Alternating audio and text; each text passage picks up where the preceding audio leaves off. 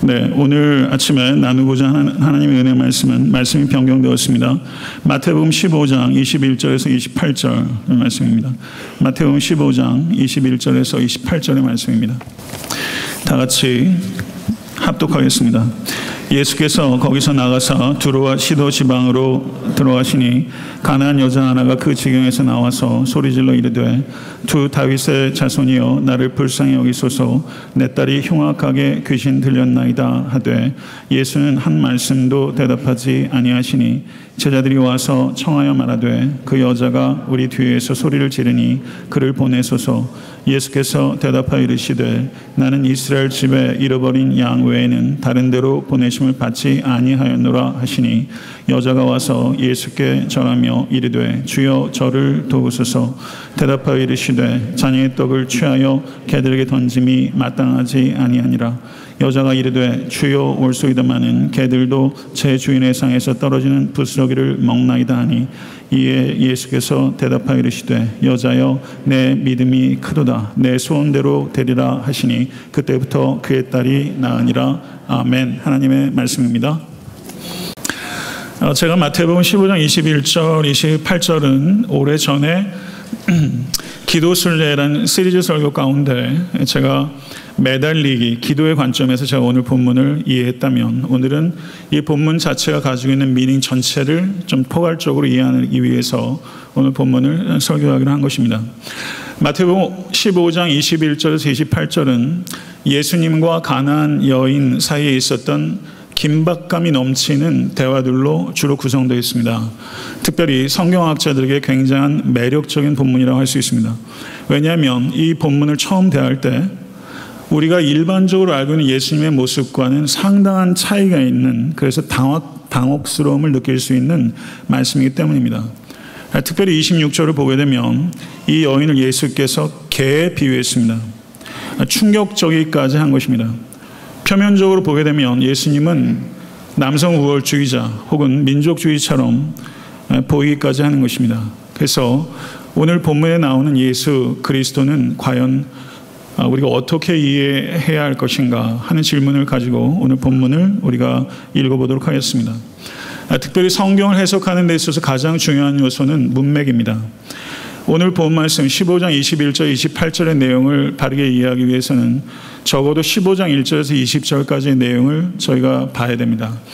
거기에서 예수께서 손을 씻는 문제로 바리새인들과 심각한 논쟁을 벌였습니다. 논쟁의 핵심은 무엇이 깨끗한가 하는 것이었습니다. 무엇이 클린하고 무엇이 언클린한가, 이것이 유대인들이 사활을 거는 문제였습니다. 이에 대해서 예수께서 15장 11절에 입으로 들어가는 것이 사람을 더럽게 하는 것이 아니라 입에서 나오는 것이 사람을 더럽게 하는 것이라 라고 선언하셨습니다. 그리고 18절과 19절에서는 입에서 나오는 것들은 마음에서 나오느니 이것이야말로 사람을 더럽게 하느니라. 마음에서 나오는 것은 악한 생각과 살인과 간음과 음란과 도둑질과 거짓 증언과 비방이니 이런 것들이 사람을 더럽게 하는 것이요 씻지 않은 손으로 먹는 것은 사람을 더럽게 하지 못하니라 라고 설명하셨습니다. 예수님께서는 참된 정결은 무엇인가? 그것은 잔과 주발과 놋그릇을 씻고 손을 부지런히 씻는 바깥의 문제, 외관상의 문제가 참된 정결이 아니라 내면적이고 도덕적인 문제라는 것을 예수께서 선언하시고 설명하신 것입니다. 그리고 예수님께서 유대 땅을 떠나사 오늘 21절을 보게 되면 두로와 시돈 지방 이방 땅으로 들어가셨습니다. 이방 땅은 unclean land입니다. 그리고 이방 땅에서 가나안 여인을 만나셨습니다. 가나안 여인은 unclean people입니다. 이 여인의 문제는 자녀가 더러운 귀신 들렸다는 문제입니다. unclean spirit의 문제였습니다. 앞에 마태복음 15장 1절부터 20절까지의 문제가 무엇이 깨끗하냐 하는 문제였다면 오늘 본문 말씀은 그 가르침의 연장이요 그 가르침의 실제 예로서 무엇이 깨끗하냐 하는 문제를 예수께서 누가 깨끗하냐 하는 주제로 변주하고 있는 것입니다. 유대인은 깨끗하고 이방인은 더럽다라는 생각을 일관되게 가지고 있었습니다. 근데 오늘 본문에 이 가나안 여인을 통해서 예수께서는 유대인이 깨끗한 것이 아니라 하나님의 은혜를 믿는 자가 깨끗하다. 아멘. 믿으십니까? 이것이 복음입니다. 혈통이, 인종이 어떠해서든지, 가족력이 어떠해서든지 상관없이 예수를 믿는 자, 예수 그리스도의 십자가의 은혜를 믿는 자가 깨끗하다. 이 복음을 가시적으로 보여주는 사건이 바로 오늘 본 말씀이다. 이렇게 이해할 수 있다는 것입니다. 유대 종교 지도자들과 첨예한 논쟁 끝에 위기감이 극도로 고조됐고 예수께서 유대 땅을 탈출하다시피 떠나셔서 두로와 시돈 땅으로 들어가셨습니다. 성경을 보게 되면 이렇게 두로와 시돈이란 지역이 종종 묶여서 나타날 때가 많이 있는데 두로와 시돈이 상징하는 바는 구약 성경에서 특별히 이방신과 비윤리적 행동으로 점철된 하나님의 진노가 떨어져 마땅한 대표적인 이방 지역, 그것이 바로 두로와 시돈 지방인 것입니다. 그런데 마태복음 15장 21절에서 28절의 병영 구절인 마가복음 7장 24절에서 30절을 보게 되면 마가복음이 마태복음보다 먼저 쓰였다고 일반적으로 학자들이 이야기를 합니다. 마태는 마가복음을 알고 있었을 것입니다. 그런데 마가는 이 여인을 잘 아실 거라고 생각합니다. 수로보니게 여인이라고 표현했습니다. 수로보니게는 페니키아입니다. 국적이 페니키아 여인이라고 밝혔는데 여기서 마태는 이 부분을 바꿉니다. 페니키아 여인이라고 말하지 않고 가나안 여인이라고 의도적으로 바꾸고 있습니다. 민족으로 표현하는 것입니다. 내셔널리티로 이 여인을 소개한 것이 마가라면 이 여인의 민족을 소개하는 것이 마태라는 것이죠. 만약에 마태복음이 특별히 유대인들 독자를 염두에 둔 복음서라고 저희가 생각할 때 이 여인을 페니키아 사람이라고 하면 유대인들은 별 감정이 없었을 것입니다. 그런데 마태가 이 여인을 가나안 여인이라고 하면서 이것을 읽는 유대인들은 이 여인이 믿음이 크도다라는 이 사건이 가나안 여인이라고 표현하면서 그 충격이 유대인 독자들에게 훨씬 더 강력하게 다가설 수 있도록 마태는 매우 정교하게 이 여인을 가나안 여인으로 소개하고 있다는 것이죠. 마태복음 28장을 저희가 주의 있게 살피게 되면 Great Faith, 믿음이 크도다라고 설명하고 있는 사람이 단 2명밖에 없습니다. 마태복음 8장에 잘 아시는 로마의 백부장 남자입니다. 그리고 마태복음 15장에 가나안 여인 여자입니다. 둘 다 이방인입니다. 마태복음을 읽는 유대 기독교 공동체의 사람들은 Great Faith라고 예수님으로 칭찬받는 단 2사람이 그 중에 유대인이 없이 모두 이방인 남자와 여자라는 사실 속에서 대단한 충격을 받았을 것입니다. 마태는 다시 한번 견고하게 이 진리를 증거하고 있는 것입니다. 사람이 깨끗하게 되는 것은 혈통에 의한 것이 아니라 예수께서 하나님의 아들이시오 그리스도시로라는 것을 믿는 믿음을 통해서 그 사람이 깨끗해지는 것이다. 아멘. 믿으십니까? 이것을 하나의 사건으로 예수께서 하나의 이야기로 형상화시킨 것이 오늘 본문의 말씀이다. 이렇게 이야기할 수 있는 것이죠. 이 여인의 문제는 귀신에 들린 것입니다. 이 여인이 소리를 질렀다고 표현하고 있는데 이것은 한 번 단발마처럼 소리를 지른 것이 아니라 성경 원어상으로는 이 여인이 지속적으로 소리 질렀다는 것을 의미하는 것입니다. 이 여인은 아마도 이 싱글맘이었을 겁니다. 사회학적으로 분석할 때 그 당시에 이방 여인이 유대인 남자에게 어프로치할 수 있는 시대가 아닙니다. 특별히 요한복음 4장을 보셔도 예수께서 사마리아 여인과 이야기하는 것을 제자들이 수군거리는 것을 볼 때 이방인 여인이 예수께 직접 나왔다는 것은 중간에 이 만남을 주선할 수 있는 남자가 없었다는 것을 의미하는 것이고 이 사람은 사별했거나 싱글맘이거나 그리고 도와줄 수 있는 남자 친척들도 없었던 굉장히 외로운 여인이었다는 것을 우리가 알 수 있다는 것이죠. 이 여인이 외딸이 있는데 이 딸이 더러운 귀신이 들린 것입니다. 주 다윗의 자손이여 나를 불쌍히 여기소서. 주 다윗의 자손이여 나를 불쌍히 여기소서. 이 여인은 부르짖고 또 부르짖고 또 부르짖으면서 어떻게 해서든지 예수님의 어텐션을 끌기 위해서 지속적으로 소리 지른 것이죠. 다윗의 자손이요. 이것은 예수 그리스도의 정체성을 나타내는 타이틀입니다. 예수님이 누구신지 이해하기 위해서 우린 예수의 호칭을 알아야 될 필요가 있습니다.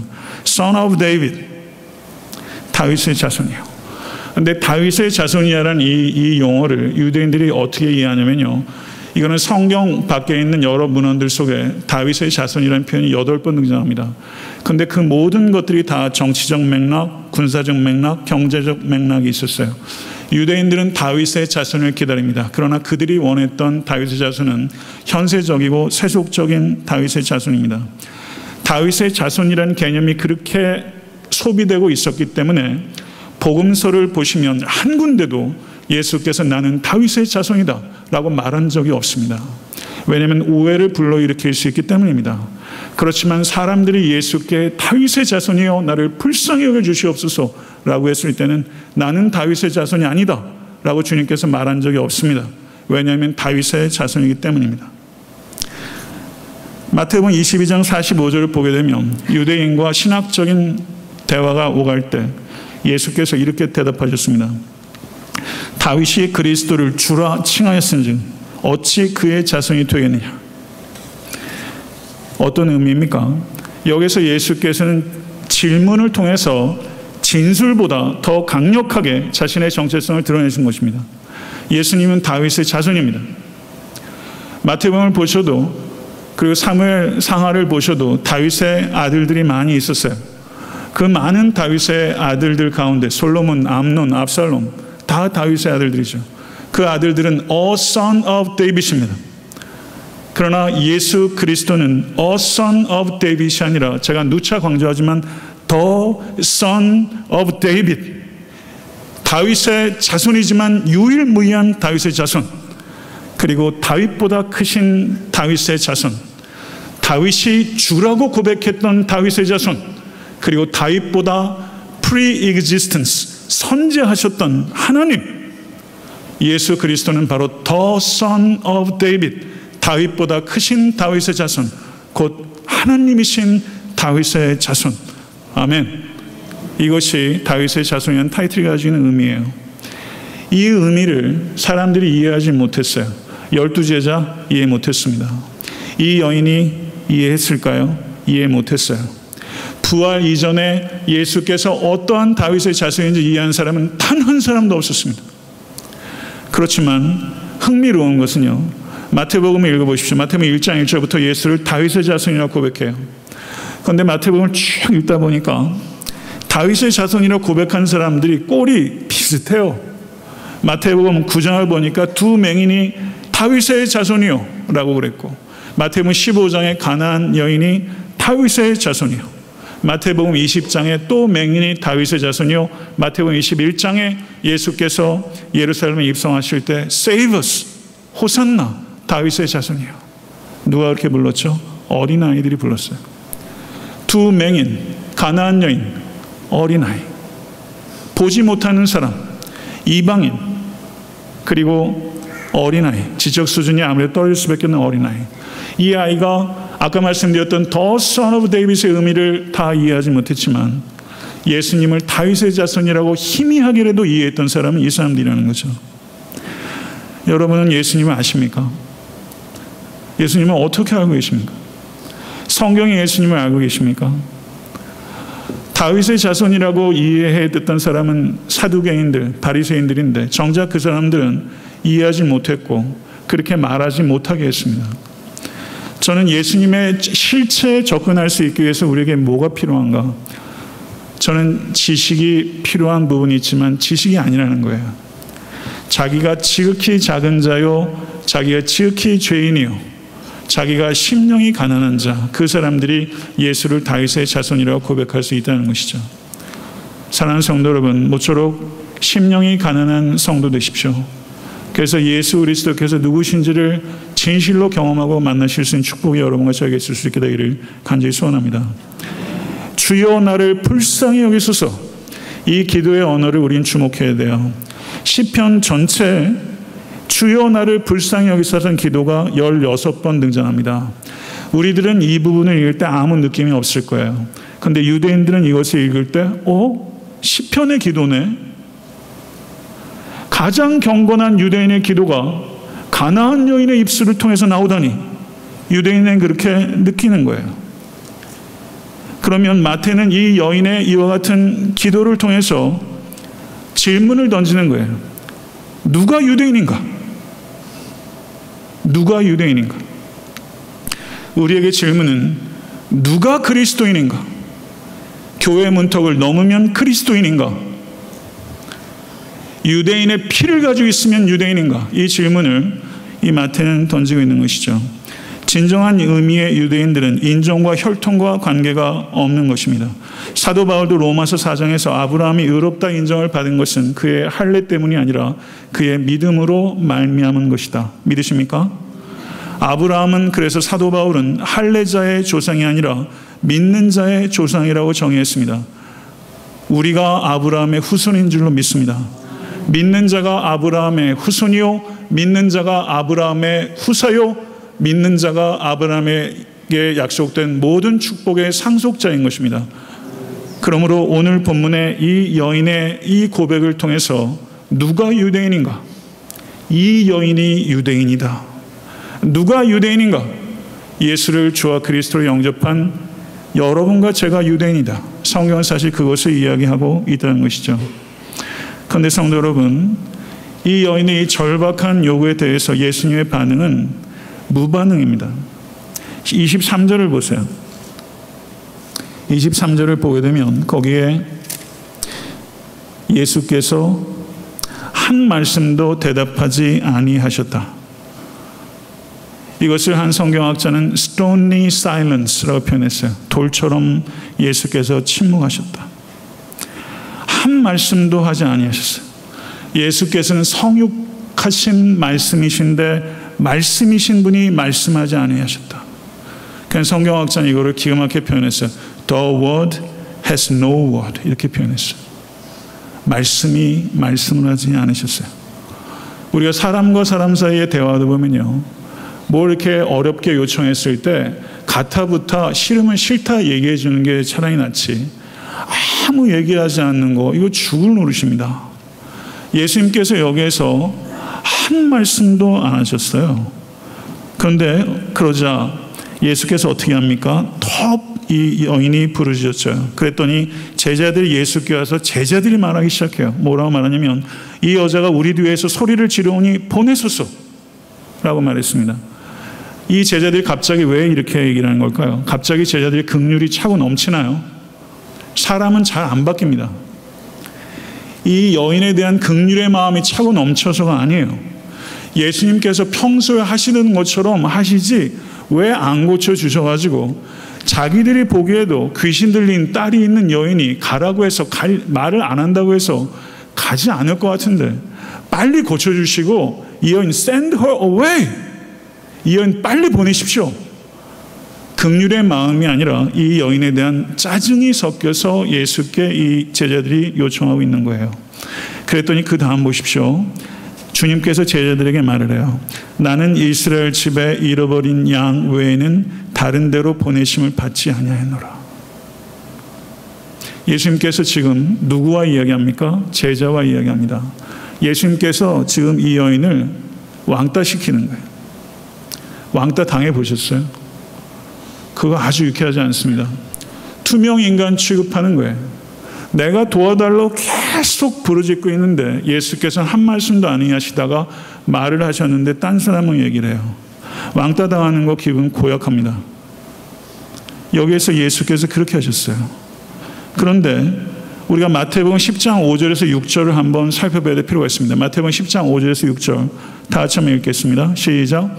예수께서 이 12를 내보내시며 명하여 이르시되 이방인의 길로도 가지 말고 사마리아인의 고을에도 들어가지 말고 오히려 이스라엘 집에 잃어버린 양에게로 가라. 예수님께서 제자들을 선교 여행을 보내면서 선교의 원칙을 정하셨어요. 이스라엘 집에 잃어버린 양에게로 가라. 이 가르침을 예수께서 여기서 반복하고 계신 걸 이해하셨죠. 그런데 마태복음 28장 19절에서 20절 한번 보겠습니다. 마태복음 28장 19절에서 20절 다시 한번 읽겠습니다. 시작. 너희는 가서 모든 민족을 제자로 삼아 아버지와 아들과 성령 이름으로 세를 베풀고 내가 너희에게 분부한 모든 것을 가르쳐 지키게 하라. 볼지어다 내가 세상 끝날까지 너희와 항상 함께 있으리라 하시니라. 아멘. 예수님께서 선교 대위임 명령을 주셨어요. 마태복음 10장 5절과 6절의 명령과 마태복음 28장의 명령이 상충합니다. 앞에서는 이방인의 길로 가지 말고 사마리아인의 고을에 들어가지 말고 오히려 이스라엘 집에 잃어버린 양에게 가라. 28장 부활하시고 승천하기 직전에 예수께서는 너희는 가서 모든 민족을 제자로 삼으라. 두 가지 선교 명령이 상충합니다. 여기서 우리는 마태복음을 읽는 공동체, 마태 공동체가 어떤 공동체였을까를 생각해야 될 필요가 있습니다. 우리가 사도행전에서 예루살렘과 온 유대 사마리아 땅끝까지 복음을 증거하라고 성령이 임했지만 실제 베드로가 고넬료에게 나아간 것은 사도행전 10장입니다. 베드로가 이방인 선교에서 굉장히 미온적이고 소극적이었어요. 그런데 환상을 통해서 베드로를 거의 강간하다시피 밀었고 실질적으로 자발적인 이방인 선교는 11장에 일어납니다. 그리고 갈라디아서 2장을 보게 되면 갈라디아 교회에서 베드로가 이방인 성도와 식탁 교제를 하다가 예루살렘에서 유대인들이 온다고 했을 때 베드로가 책 잡힐 것을 두려워해서 유대인들과 식탁을 한 데서 물러나자 그 사도 바울이 베드로를 예수님의 수제자인데 공적인 자리에서 베드로의 행동을 엄하게 견책한 내용들이 나오고 있습니다. 사도 베드로조차 이방인들과 식사하는 것을 굉장히 두려워할 정도로 있었다는 것이죠. 그렇기 때문에 마태복음을 읽는 유대인 그리스도인들 가운데는 예수님의 마태복음 10장 5절에서 6절의 선교 명령, 이방 선교에 대해서 굉장히 미온적이거나 거부감을 가지고 있는 사람이 상당수가 있었고, 그리고 그 공동체 내에서는 예수 그리스도께서 부활하신 이후에는 새로운 시대가 열렸기 때문에 가서 모든 민족과 열방을 향해서 나아가는 새로운 선교 시대가 열렸다라고 바르게 이해한 사람들이 있었다는 거예요. 이 두 가지 그룹이 존재하고 있었고 마태는 후자의 입장을 가지고 있습니다. 그러면 마태복음 10장의 선교 명령과 마태복음 28장의 선교 명령 중간에 마태복음 15장의 사건이 있는 것이고 이 두 개의 선교 명령 사이에 마태복음 15장은 징검다리와 같이 있는 것입니다. 오늘 본문에서 예수께서는 마태복음 10장 5절과 6절의 선교 명령을 반복하십니다. 그렇지만 결과는 어떻게 했습니까? 그 여인에게 그 가정에 구원을 베푸셨습니다. 예수께서 공생의 기간 동안에서도 공식적으로 이방인 선교가 열린 것은 아니지만 예수께서는 예외적으로 이방인 선교를 하셨다는 증거로 마태가 제시하는 것이고, 요한복음 4장에 예수께서 사마리아를 통과하여야 하리라 라고 말하면서 거기에 must라는 조동사가 사용되고 있습니다. 그래서 거기에서도 예외적인 이방인 선교, 사마리아 땅 선교가 예수의 공생의 기간에도 있었다는 것을 마태가 이야기함으로써 선교가 유대인들에게만 제한되어야 한다는 원리는 극복되어야 하는 과거의 원리다. 이것을 마태는 이야기하고 있는 것이고, 적극적인 선교 시대, 모든 나라와 민족을 향해서 나가야 되는 선교 시대가 열렸다는 것을 이 마태복음 15장은 선교적으로도 굉장히 중요한 텍스트라고 할 수 있는 것이죠. 이해하셨죠? 수준이 높으십니다. 이번에도 여인은 물러나지 않았어요. 와서 예수께 절했다라고 말했어요. 와서 예수께 절하며 주여 저를 도우소서라고 간구했어요. 와서 절했다고 얘기했어요.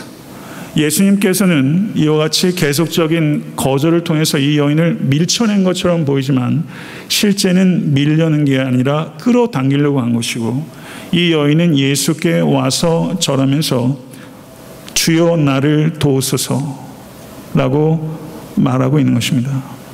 더 가까이 이끌린 거예요. 그런데 예수께서 충격적인 마지막 말씀을 하십니다. 자녀의 떡을 취하여 개들에게 던짐이 마땅치 아니하니라. 여러분, 살아오시면서 여러분들을 개에 비유해서 이야기하신 경우 들으신 적 있으세요? 그런 말 듣는 경우들도 참 고통스럽지만 어렸을 때 그럴 수 있지만 사람을 개에 비유해서 말하는 것 그거 할 일이 아니죠. 그런데 예수 그리스도께서 이 여인을 개에 비유했습니다. 그래서 많은 성경학자들이 이 부분에 있어서 혼란을 느끼고 이 부분을 어떻게 해서든지 완화시키기 위한 이야기를 내놓습니다. 그 중에서 아주 유치찬란한 제안이 있어요. 그런데 여기에서 이 개라고 번역되고 있는 성경 원어가 쿠나리온이라는 단어인데, 쿠나리온이라는 단어는 큰 개가 아니라 작은 개예요. 예수님 당시에 애완용 개가 있었는지는 모르겠어요. 로마 사람들한테는 있었는지 모르겠습니다만 여기서 이 개는 쿠온, 길거리의 들개처럼 큰 개가 아니라 쿠나리온 작은 개이기 때문에 이 여인이 이 이야기를 들었을 때 자기를 작은 개에 비유한 거기 때문에 그래도 견딜만 했을 것이다, 이렇게 말하는 PhD들이 많답니다. 그럴까요? 너무 억지스러워요. 그런데 이 여인에게 남편은 없었지만 혹시 같이 동반할 수 있었던 10대 한 소년이라도 있었다면, 만약에 제가 이 여인과 같이 동행했다면 예수님의 입에서 쿠나리온, 개라는 말이 나왔을 때 저는 소년임에도 불구하고 이 이모가 됐든 누가 됐든 소매를 잡았겠어요. 이모, 저 사람하고 더 얘기하지 마. 됐어. 그만 가. 어떻게 이렇게 말할 수가 있어? 끌고 갈 수 있을 법한 상황이 지금 벌어졌다는 것이죠. 주님은 분명히 우리가 알고 있는 평소의 주님과는 굉장히 다른 모습이에요. 한 말씀도 아니하시더니 그 다음에는 제자들에게 선교 원칙을 이야기하시더니, 그리고 세 번째는 면전에서 여인은 개라고 비하하신 것처럼 들려요. 그러나 여기에서 여인은 결코 포기하지 않습니다. 동요하지 않습니다. 불평하지 않습니다. 성도 여러분, 이 여인이 느꼈던 이 많은 감정들은 실제 우리가 신앙생활하면서 느끼는 감정과 상당히 흡사해요. 우리가 기도하면서 하나님께서 우리에게 잘 말씀 안 하세요. 신앙생활 한다는 것은 하나님의 침묵을 견디는 것과 굉장히 밀접한 연관이 있고, 침묵이 굉장히 고통스러운데 우리가 어느 순간에 생각을 하게 되면 침묵이 언어의 공백이 아니라 일종의 언어라는 것을 깨닫게 됩니다. 침묵이 언어라는 것을 깨달아야 하나님을 이해할 수 있게 돼요. 그리고 하나님께서 나를 밀치는 것 같이 느끼는 순간에 하나님께서, 우리가 부모만 돼도 그렇잖아요. 사실은 이게 거절이 아닌데, 사실은 거절이 아닌데 더 끌어당기는 이런 모습들을 우리가 여기서 보게 되는 거죠. 그리고 이 여인이 궁극적으로 말하는 게 뭐냐면요, 주여 올소이다. 개들도 제 주인의 상에서 떨어지는 푸스러기를 먹나이다. 여기서 주여 올소이다. 저는 이 고백이 신약 성경의 최고의 믿음의 고백이라고 생각해요. 주여 올소이다. Yes, Lord. 이렇게 이야기한 거예요. 이걸 성경 언어로 저 한번 따라해 보십시오. 그리고 외우세요. 나의 큐리에. 디바인 랭귀지예요. 나의 큐리에. 나이는 yes, 큐리에는 큐리오스의 혹격이에요. Yes, Lord. 예, 주님. 이렇게 말한 거예요. 저는 이 대답이 너무나 좋습니다. 이해가 다 돼서 이렇게 대답했을까요? 구세군 대장이었던 조지 카펜터라는 사람이 있었어요. 그 부부가 너무나 아끼고 자랑스러운 딸이 있었어요. 아버지와 어머니가 평생으로 선교사로 일했는데 이 딸도 선교사의 소명을 받아서 일해요. 그런데 이 딸이 힘든 병에 걸렸어요. 죽을 지경이에요. 그래서 카펜터 부부가 이 딸의 생존을 위해서 하나님께 간절히 기도했어요. 그런데 6주 후에 아버지 어머니의 뒤를 위해서 선교사가 됐던 이 딸이 세상을 떠났어요. 딸이 죽전 날 아침, 이 카펜터 늙은 선교사가 아내 선교사에게 말해요. 여보, 오늘 이상하게 마음이 평안해. 그랬더니 아내가 대답하는 거예요. 그것은 하나님께서 주시는 평안이에요. 상황들이 마음에 들지 않아요. 상황들이 이해가 안 돼요. 제가 미국 학교에서 공부할 때, 지금 미국 교회 출석할 때 한 터키 미국 선교사가 그 주간에 앞에서 얘기를 하더라고요. 아내가 죽었다고. 그러면서 그 문제를 선교사의 아내가 주었을 때 교회와 그 선교사냐 교회가 어떻게 그것을 잘 소화하는지를 제가 봤어요. 이 카펜터 부부뿐만 아니라 이 자리에 계신 여러분과 저에게도 도대체가 마음에 안 드는 상황들이 있고 도대체가 이해가 되지 않는 삶의 현실들이 우리에게 있어요. 이것을 무시하지 않습니다. 아마 죽을 때까지 이해 안 된 일들도 적지 않게 있을 거예요. 그렇지만 우리가 아는 게 있어요. 하나님께서 나를 사랑하신다. 하나님께서 온 우주와 온 역사를 주장하는 알파와 오메가시다. 나의 관점은 지극히 협소하고 하나님께서는 범우주적인 관점으로 나의 문제를 보고 계시다. 이해가 안 되고 감정이 도저히 수용이 안 될 때도 나의 큐리에 Yes Lord, Yes Lord 이렇게 고백할 수 있는 거죠. 911 때 애들 여럿을 두고 911 사고로 비행기에서 죽은 토드란 남편을 잃어버렸던 리사란 여인이 미국 인터뷰에 나오고 글을 쓴 걸 제가 봤어요. 그 사람이 그렇게 말했어요. 나는 내 남편을 잃고 그리고 졸망졸망 애들을 남기고 내 사랑하는 남편이 죽은 것을 이해하고 싶지도 않고 그것이 나에게 고통으로 다가옵니다. 그렇지만 온 우주를 주관하신 하나님의 관점에서 그 여인이 그렇게 말했어요. I'm okay. I'm okay. I'm okay로 말하는 것이 저는 제 귀에는 나의 큐리에 Yes Lord라고 들리는 거죠. Yes Lord. 나의 큐리에. 아이슈비츠에 가보셨습니까?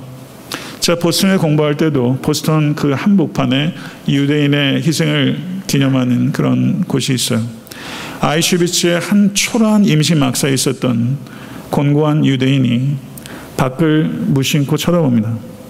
서쪽 하늘에 붉은 노을이 짙게 연출되는 것에 순간적으로 자신의 처지를 잊어버렸어요.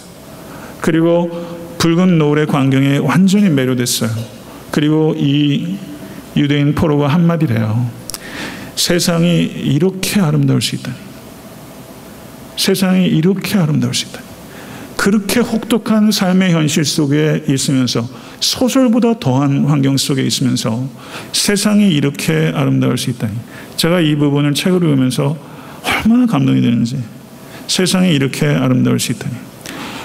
저는 여러분과 제가 살고 있는 삶의 현실을 아이슈비츠라는 곳에 비유하는 건 제가 볼 때는 좀 과장해요. 그렇지만 우리 역시 나름대로의 수용소 속에 살아요. 그런데 아이슈비츠에 있었던 이 유대인들, 아이슈비츠를 만든 것도 인간이고 아이슈비츠에서 세상이 이렇게 아름다울 수 있다니라고 말할 수 있는 성자도 인간이에요. 인간은 짐승도 되고 하나님과 같이 그리스도의 장성한 분량까지 성장할 수도 있어요. 인간은 야릇한 존재입니다. 아이슈비츠라는 역경을 뛰어넘어서 그 담장 너머로 이면을 바라볼 수 있었던 사람, 세상이 이렇게 아름다울 수 있다니, 표면 너머의 이면을 내다볼 수 있는 사람, 저는 붉은 노을의 아름다움보다 이렇게 고백하고 발견할 수 있는 사람이 더 아름답다. 저는 가나안 여인이 나의 큐리에 Yes Lord 라고 고백하는 이 순간 저는 이 여인이 아름답다. 인간다운 인간, 성도다운 인간. 이해가 안 됐을 텐데, 이해가 다 안 됐을 텐데, 그런데도 불구하고 이 사람의 신앙은 이해에 기초하지 않고 예수 그리스도에 대한 신뢰에 기초했기 때문에 이해되지 않으면 않아도 예수님의 성품과 능력을 전인적인 예수 그리스도의 만남을 통해서 이해했기 때문에 저는 어떤 일이 닥치든지 저는 예수 로드라고 말하는 사람이죠. 개들도 제 주인의 상에서 떨어지는 부스러기를 먹나이다. 저는 사도 바울의 고백과 버금가는 고백이 여기 있다고 생각해요. 자족에 대한 빌립보서의 사도 바울의 고백과 같은 이 여인의 고백, 떨어지는 부스러기라도 먹겠다. 은혜의 부스러기라도 주십시오. 그러면 저도 살고 제 딸도 살겠습니다. 이런 부스러기에 대한 갈망이 여러분과 저에게 있습니까? 정말로요. 은혜의 부스러기라도 먹어야 삽니다라는 갈망이 여러분에게 있어요. 어쩌면요, 이게 없는 게 절망스러운 거예요. 절망스러운 삶의 문제가 아니라 은혜의 부스러기라도 먹겠습니다라고 하는 이 갈망이 없는 게 사실은 이게 문제예요. 하나님이여 사슴이 시냇물을 찾기에 갈급한 같이 내 영혼이 주를 찾기에 갈급하나이다. 제가 목회자로서 정말 필요한 건 저의 이런 갈급함이라고 생각해요. 팔레스타인의 건기에 오면 땅이 바짝바짝 마릅니다. 사막이에요. 물을 얻을 수가 없어요. 땅 밑에 그 나무가 뿌리가 막 몇 마리씩 뻗어나간대요. 너무 목마르기 때문에. 그러니까 사슴이 헐떡이에요. 입을 열면 안에 모래가 소록소록합니다. 그때 팬팅하는 것처럼 내 영혼이 주를 찾기에 갈급하나이다. 살다 보면 최악의 날도 있고 최선의 날도 있습니다. 여러분의 현재는 어떤 날입니까? 예전에도 제가 말씀드렸지만 최악의 날도 결코 나쁘지 않으면 하나님의 은혜가 있기 때문이며 최선의 날도 아무것도 아닐 수 있으니 결국 하나님의 은혜가 있어야 하기 때문이라. 하나님의 은혜가 있어야 최선이라는 거죠. 사도 바울이 에베소서 3장 2절에서 이렇게 말했어요. 에베소서 3장 2절 한번 다시 한번 읽어보도록 하겠습니다. 시작. 너희를 위하여 내게 주신 하나님의 그 은혜의 경륜을 너희가 들었을 터이라. 예전에 저는 이 부분을 무심코 읽었어요. 그런데 너희를 위하여 내게 주신 은혜. 은혜는요, 나 하나 조카라고 주는 게 아니라 은혜에는 이타성이 있다는 거예요. 나에게 은혜를 주셨을 때는 누군가에게 주라는 이타성이 있다는 거죠. 저는 이 자리에 계신 여러분들과 제가 은혜의 부스러기를 먹겠다고 하는 목마름과 은혜의 부스러기를 나누겠다는 소명으로 결합될 수 있는 여러분과 제가 될 수 있게 간절히 축원합니다. 이 은혜의 부스러기를 나누려고 하는 소명이 있어야 은혜의 부스러기를 먹겠다는 갈망이 생기죠. 이 두 가지는 결합돼야 증폭될 수 있는 것입니다. 이제 사건의 마지막에 도달했어요. 이에 예수께서 대답하여 이르시되 여자여 내 믿음이 크도다. 내 소원대로 되리라. 여기서 이에라고 번역되고 있는 성경 언어가 토테라는 단어입니다. 토테. 헬라어로 토테, 영어 번역으로 된 그러자라고 번역되어 있어요.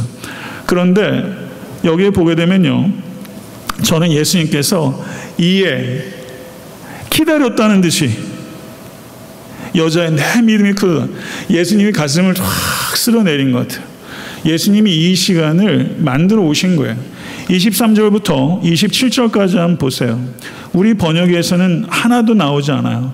그런데 내 딸이 흉악하게 귀신 들렸나이다 하되 네 그러나 한 말씀도 하지 아니하시니 그러나 여자가 뒤에서 소리 지르니 그러나 예수께서 나는 이스라엘 집에 이른 양 외에는 다른 데로 보내심을 받지 아니었다. 그러나 예수께 절하며 이르되 주여 저를 도우소서. 그러나 이르시되 자녀의 떡을 취하여 개들에게 던짐이 마땅하지 아니하니라. 그러나 주여 올소이다. 여기에 대라는 접속사가 매 절마다 있어요. 매 절마다. 우리 번역에서는 그러나가 생략되어 있어요. 저는 이 문학적인 이 아름다움을 저는 상실한 번역을 생각해요. NAS 번역은 벗이라는 단어를 거의 넣어서 번역하고 있어요. 많은 영어 번역본에서 벗을 생략하고 있습니다. 그러나 그러자 대답하여 이르시되 여자야 내 믿음이 크도다. 내 믿음이 크도다. 이 여자는요 큰 믿음으로 오지 않았어요. 겨자씨 같은 믿음으로 온 거예요. 근데 이 믿음이 예수께서 stony silence, 딴청 피우고 왕따 시키는 것처럼 하는 순간들, 그리고 개라고 이해하는 것과 같은 모멸감을 느끼는 것 같은 순간들을 통해서 이 여인은 Yes Lord, Yes Lord, Yes Lord 하고 끌려간 거예요. 그리고 그 모든 것들이 인큐베이터처럼 이 여자의 믿음이 피스티스 메갈레, Great Faith, 내 믿음이 크도다. 예수님께서 이 여인의 믿음을 키우신 거죠. 저는 우리 교회가 이런 역사가 일어날 수 있으면 참 좋겠습니다. 예수님처럼 누군가의 믿음을 키우는 일에 여러분과 저의 삶이 쓰여야죠. 죽을 때까지 이런 거 한번 쓰이지 못하고 화장실 개수만 늘리며 살아도 되겠습니까? 어떻게 살아야 합니까? 누군가의 믿음의 성장의 통로로 피스티스 메갈레, 그레이트 페이스라고 말할 수 있는 사람을 내가 해산하겠다라는 목적을 가질 수 있는 여러분과 제가 돼서 간절히 축원합니다. 말씀을 맺겠습니다. 로마서 3장 21절 24절에 이 복음을 가장 탁월하게 요약하고 있는 성경의 보석이에요. 로마서 3장 21절 24절 다시 읽겠습니다. 이제는 율법에 하나님의 한 의가 나타났으니 율법과 선지자들에게 증거를 받은 것이라. 곧 예수 그리스도를 믿음으로 말미암아 모든 믿는 자에게 미치는 하나님의 의인이 차별이 없느니라. 모든 사람이 죄를 범하였음에 하나님의 영광에 이르지 못하더니 그리스도 예수 안인 성령으로 말미암아 하나님의 은혜로 값없이 의롭다 하심을 얻은 자 되었느니라. 차별이 없느니라. 하나님의 은혜로 값없이 의롭다 여김을 받은 자가 여기 있는 것입니다. 이 여인이 바로 그 여인이에요. 갈라디아서 6장 14절에 내게는 우리 주 예수 그리스도의 십자가 외에는 결코 자랑할 것이 없으니. 예수님께서 이 여인의 믿음을 칭찬하셨지만 이 여인은 자신의 믿음을 자랑하지 않았어요. 우리가 자랑하는 것은 믿음도 주신 거예요. 믿음 주심도 감사하고 우리가 자랑하는 것은 예수 그리스도의 보혈이지 우리의 믿음이 아니에요. 귀신 들린 딸과 같이 사탄의 종로로 타는 사람들이 우리 가족에도 교회 밖에도 얼마나 많은지 몰라요. 이 가나안 여인처럼 그 사람을 내 마음속에 품으십시오. 그리고 불굴의 의지를 가지고 그 영혼을 위해 기도하실 수 있게 되길 간절히 바랍니다. 이 여인처럼 포기하지 않고 Yes Lord, Yes Lord 하면서 끌려가다 보면요, 어느 순간에 때가 이르면 내 소원대로 되리라. 내 소원대로 되리라. 우리 자녀들도 그렇게 돌아오고 우리 여러분들께서 영적으로 훼손하기 위한 사람들이 그렇게 돌아오고 Yes Lord, 나의 큐리 주님 오셨습니다. 성도 여러분, 아이슈비츠의 포로가 아비슈비츠의 담장 너머의 이면을 봤던 것처럼 여러분과 제가 사는 이 시대는 이 세대, this age라고 표현합니다. 그러나 우리는 오는 세대를 맛본 사람이에요. 우리는 오는 세대를 보는 사람이에요. 오는 세상을 바라보십시오. 오는 세상을 바라보고 다시 한번 말합니다. 나의 큐리, Yes Lord, Yes Lord, Yes. 네, 이 마음 가지고 오늘 성전을 나가시는 사랑하는 모든 권속되실 수 있게 되기를 우리 주 예수 그리스도 간절히 축원합니다. 기도하겠습니다.